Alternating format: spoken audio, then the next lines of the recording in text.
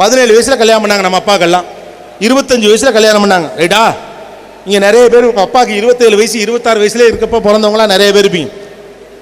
அப்போல்லாம் கல்யாணத்துக்கு பேரே செட்டில்மெண்ட், கால் கட்டுன்னு ஒரு வார்த்தை உண்டு. இப்போ உண்டா? ஏன்னா பையன் ஊருக்குள்ள வம்புழுத்துக்கிட்டு திருவிழாவில் வம்புழுத்துக்கிட்டு ஏதாவது பிரச்சனையிலலாம் மாட்டிக்கிட்டு இருப்பான். அவனுக்கு போய் அத்தைக்காரி காலில் விழுந்து மகளை கட்டி கொடு, எவனும் பொண்ணு கொடுக்க மாட்டான்னு கேட்டு பொண்ணை கட்டி கொடுத்து அங்கே எதுவும் ஒரு 25 பவுனை வாங்கி கொடுத்து அவன் மாமனார் வீட்டிலே ஓலைக்கெல்லாம் ஏற்பாடு பண்ணி அப்படி நடந்த காலகட்டம்லாம் உண்டு. அது பொறுப்பான சமூகம். நாம் பொறுப்பு இல்லாத சமூகமா?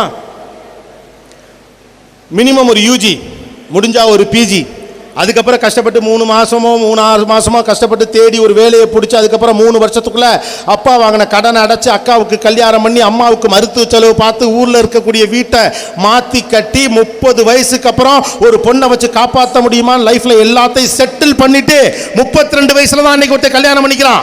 இவன் பொறுப்பானவனா பொறுப்பு இல்லாதவனா?